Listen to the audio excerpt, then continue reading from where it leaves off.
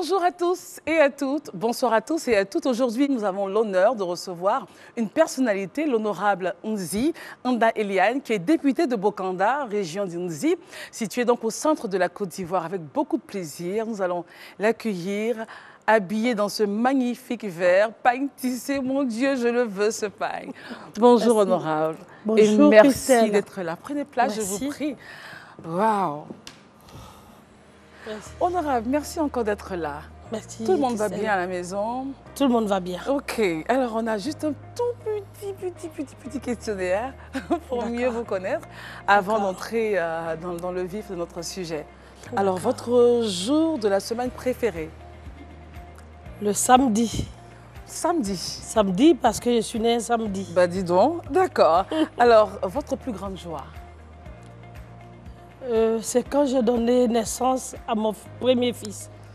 La plus grande joie, principale qualité? La principale qualité, c'est d'avoir l'amour pour mon prochain. Et servir les plus faibles. Et si on parle de défauts? Le défaut, vous savez, j'ai fait confiance à tout le monde.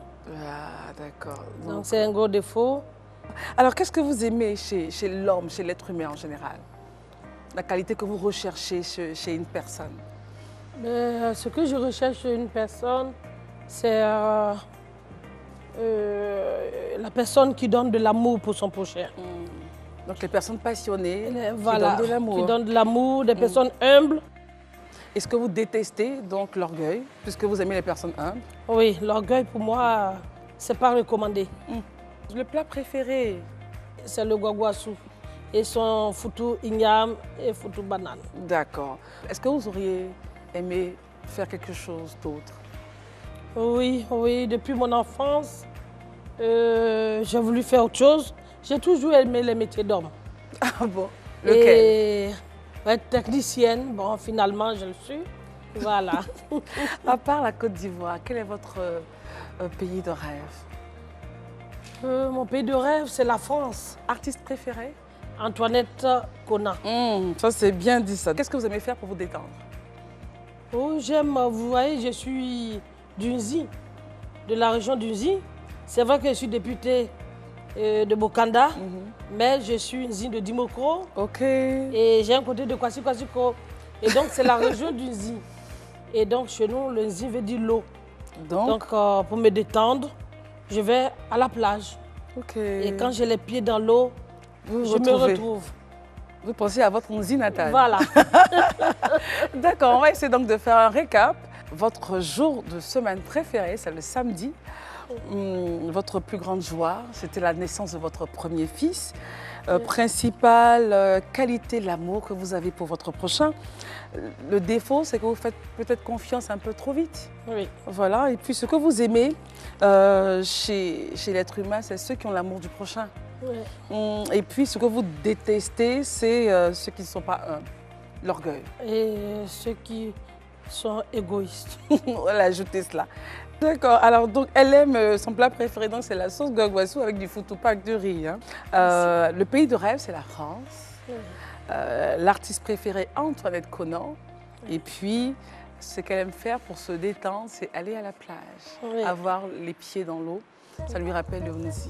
C'est ça. On va se déplacer, honorable. Après, donc, le récap qui a été fait, venez. Merci. Je vais vous présenter, prenez place, honorable. Je vais vous présenter les chroniqueuses de ce jour. Faté, voilà mon cœur. Honorable Nzi, Nda. Bonsoir. Sandrine. Honorable. Bonsoir Sandrine. Soyez la Voilà. bienvenue. Prenez place, honorable, je vous en prie. Merci. Christelle. Alors, je vous salue encore une fois, chers téléspectateurs. Nous avons l'honneur de recevoir, donc on l'a dit, l'honorable Nzi Nda Eliane, qui est donc député de Bokanda. Bokanda, situé dans la région du centre de la Côte d'Ivoire. Nous sommes en compagnie également de Fatem. Elle est en charge du droit.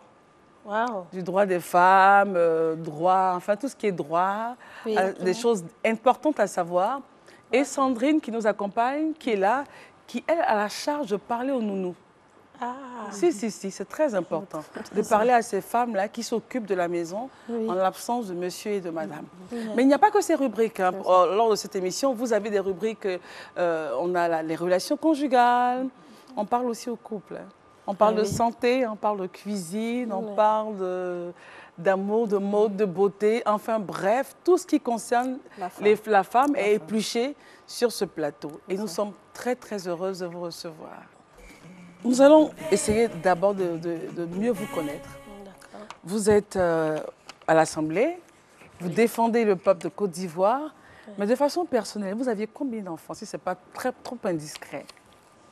J'ai 2 enfants. J'ai un garçon, un grand garçon et ma petite princesse. Il a quel âge, le grand garçon? Le grand garçon, il a plus de 30 ans. Wow! Et la fille, elle a 13 ans maintenant. C'est la petite princesse, quoi. Ma petite princesse. Elle ne fatigue pas, maman? Non, elle est douce et adorable. Oh, comme ça, maman. D'accord. Merci.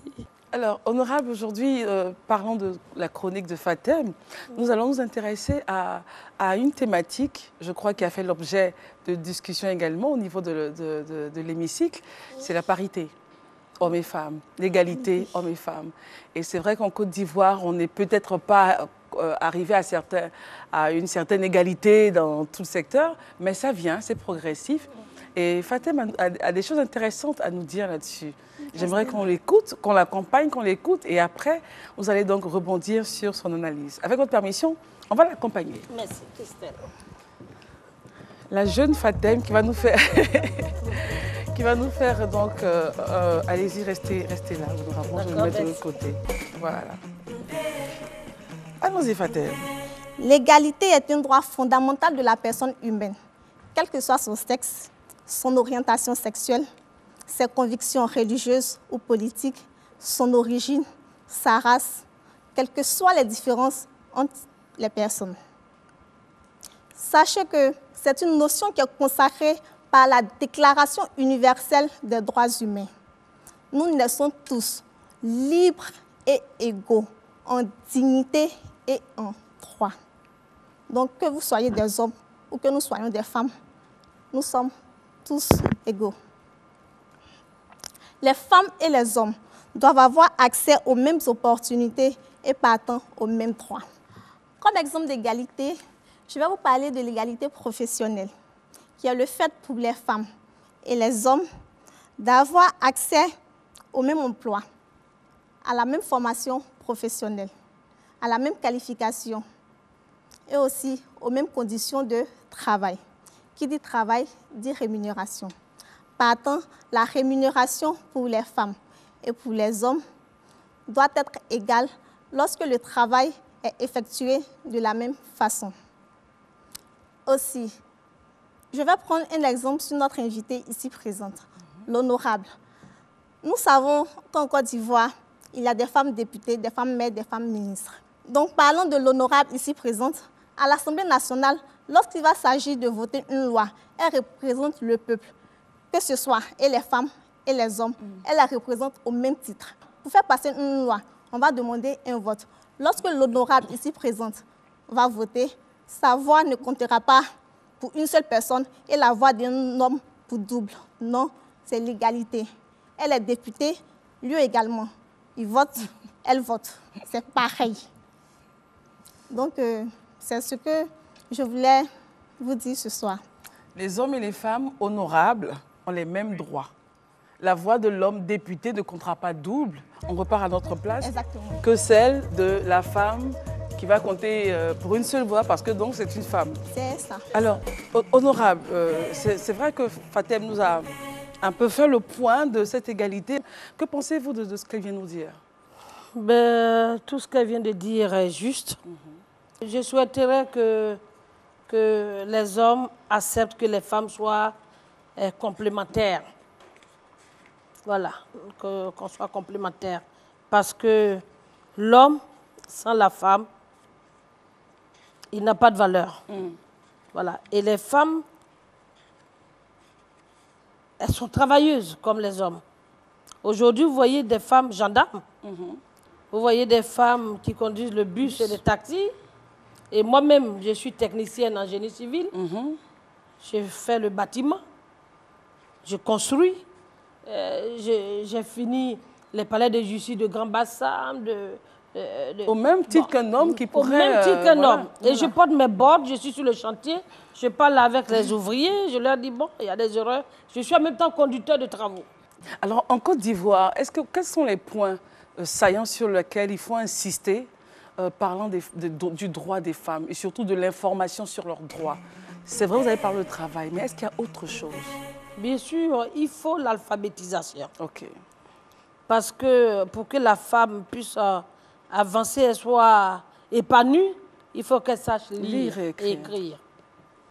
Donc, que les femmes acceptent de faire les cours du soir. Elles n'acceptent pas, enfin, vous qui êtes habitué à ce milieu. Si, elles veulent, mais bon, il y a le complexe. Donc, qu'elles ne soient pas complexées. Okay. À tout niveau, il n'y a pas d'âge pour apprendre. Oui. On peut toujours apprendre. Bien sûr. Okay. Donc, que l'État de Côte d'Ivoire vraiment mette l'accent, le président de la République mette l'accent sur l'alphabétisation et la formation des femmes. Il faut que les femmes soient formées. Et donc, à partir de là, vous allez voir que les femmes, je ne dis pas qu'elles vont dépasser les hommes, puisqu'on parle de l'égalité. Effectivement. Et comme les hommes sont sensibles à l'égalité, nous allons vous accompagner et être complémentaires. Au sein de l'hémicycle, il y a des petits discours comme ça? Ben oui, quand on dit ça, il y a des secrets, on ne peut pas sortir. Bien sûr. Les hommes, accompagnons, allons-y ensemble. Allons-y ensemble. Acceptez qu'on aille ensemble. Parce que les femmes, elles sont intelligentes, elles sont braves, elles sont courageuses, elles sont audacieuses. Et elles ont la sagesse. Surtout. Voilà. Quelle est la femme qui a eu la plus grande influence, tant au niveau politique, au niveau peut-être historique ou au niveau personnel dans votre vie? Quelle est celle-là qui a eu cette grande influence sur votre vie? Ben, vous savez, ma mère, celle qui m'a mise au monde,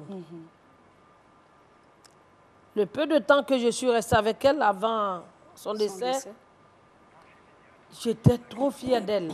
Parce que c'était une commerçante. Moi, je suis jumelle. OK. Et ma mère, elle me mettait au dos, elle attrapait ma jumelle, elle avait les bagages sur la tête et elle faisait le commerce. Wow. Elle traversait le Nzi pour aller acheter du poisson, pour aller acheter la viande de brousse, pour aller vendre au marché, sans compter nos petits frères.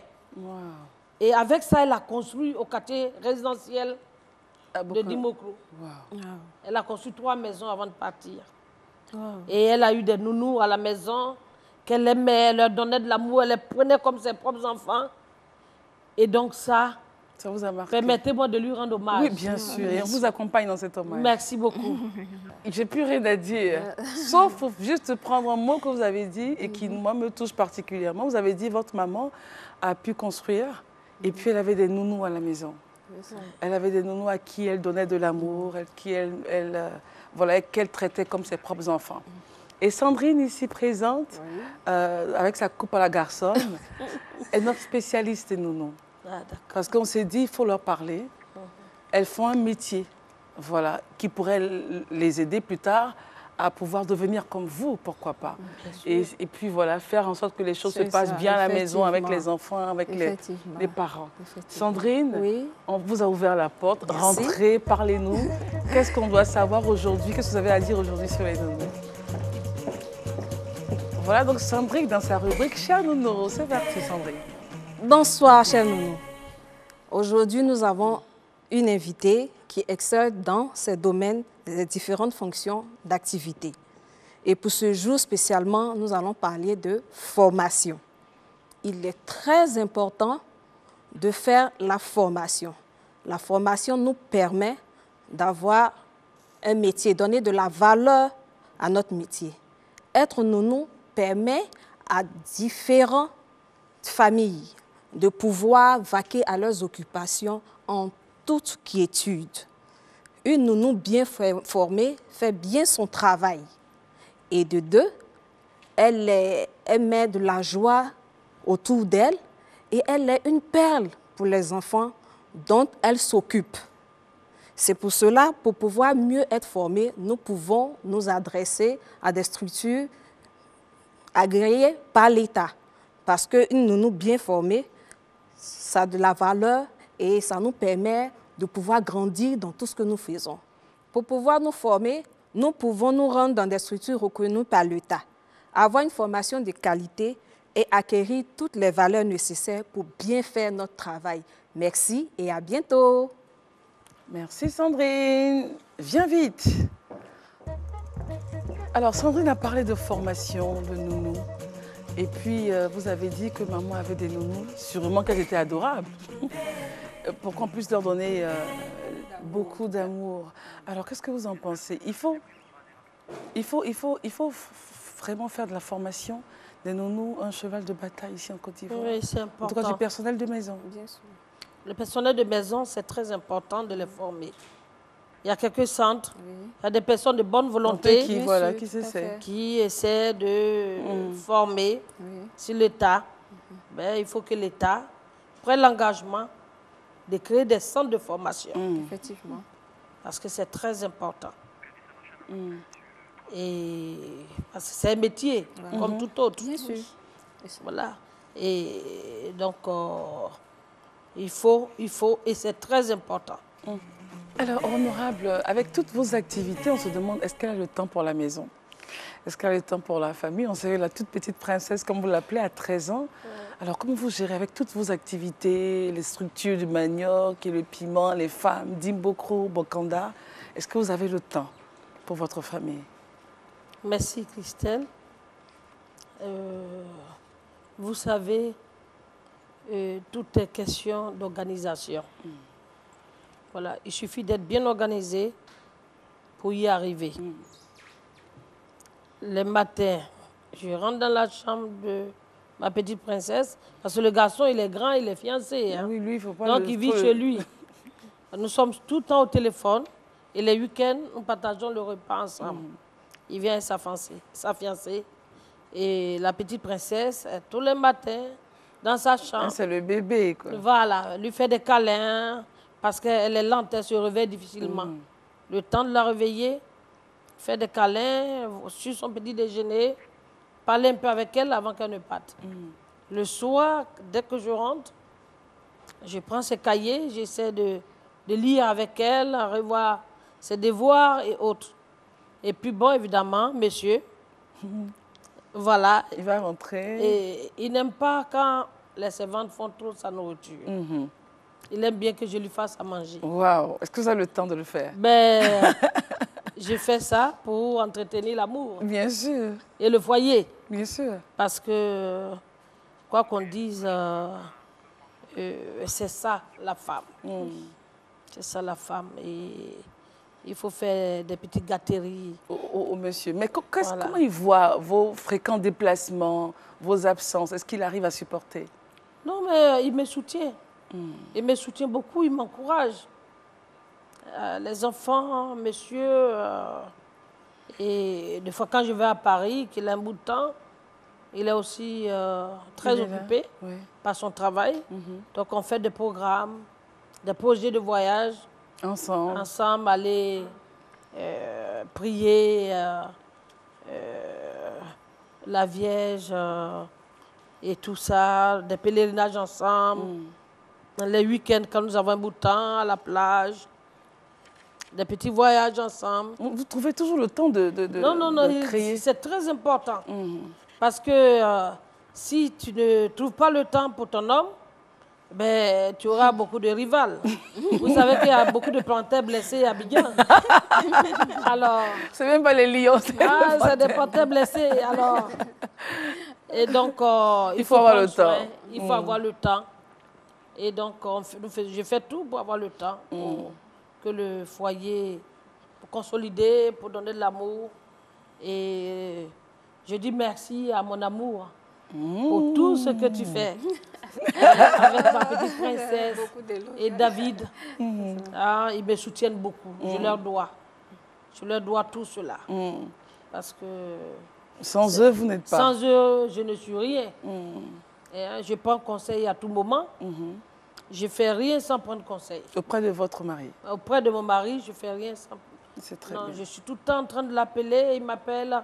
Qu'est-ce que tu as fait quand il n'est pas là, quand il est loin? Et tout ce que je fais, je lui parle de cela, de ça. Mes enfants, c'est pareil. Hein, mon fils, il me dit, mais maman, écoute-moi, laisse-moi te donner des conseils. Il dit, j'ai compris mon prince. Alors, bon, tout ça, c'est très important dans une famille. Donc, vous êtes l'élu du peuple, la femme, l'honorable, celle qui représente la population de Bokanda. Vous avez vos pieds à Dimbokro, mais aussi vous êtes une maman, vous êtes une mère, vous êtes une épouse, vous êtes... enfin, on a envie d'être à votre place, en fait. Vous représentez tout ce que la femme devrait être en réalité. Et ça, dans ses propos, on sent une vraie complicité. Elle est son épouse. Oui. Je pense que dans le secret, hors antenne, on va prendre le secret.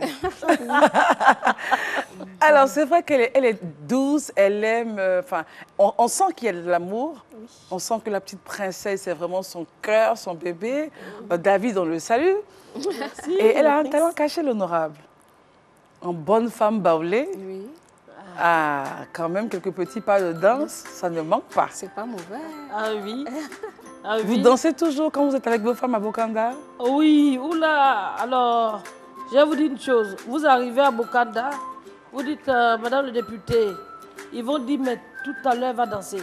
Alors, comme je travaille beaucoup avec les femmes, donc souvent nous avons des cérémonies, j'essaie de donner des conseils aux femmes. Et quand on se retrouve, nous mettons la musique pour gagner un peu. Alors, quand on met quelques minutes, on me voit en train de danser. Alors, tout le monde dit, mais la femme députée, là, elle aime trop danser. Mais ça plaît aux femmes. Oui. Et c'est sur cette musique-là que vous dansez, honorable? Oui, souvent. On va danser? Nous, on va vous suivre, hein, parce que moi, je ne sais pas danser du tout. Mon Dieu! Moi, je suis un véritable pied gauche, là. Et comment on danse ça? On s'en va, hein? Douce. Mais comment vous faites votre coup, là? Moi, c'est ce que je ne comprends pas, madame. Honorable, montrez-moi comment on fait le coup. Le coup, là, comment on fait? Voilà. Comment? Voilà. Oui, Seigneur. Voilà. Madame, bien danser ici. Non, c'est pas grave. Comme moi, c'est pas grave. Accompagner l'honorable. Oui, oui. Voilà. Non, Sandrine, toi, tu es à Carrefour, c'est normal. Et puis, l'honorable sourit en dansant. Alors, honorable, moi, j'étais très heureuse d'être en votre compagnie aujourd'hui. Et Sandrine et Fatem également. Un dernier mot avant de se séparer. Je voudrais, avec votre permission, dire merci au président de la République pour tout ce qu'il fait pour la femme. Merci, honorable. Ça fut un plaisir d'avoir l'honorable Nzi Nda-Eliane, députée de Bokanda. Merci de nous avoir suivis. On se retrouvera demain pour une autre émission. En attendant, au revoir. Et c'était 100% femmes. Bye bye.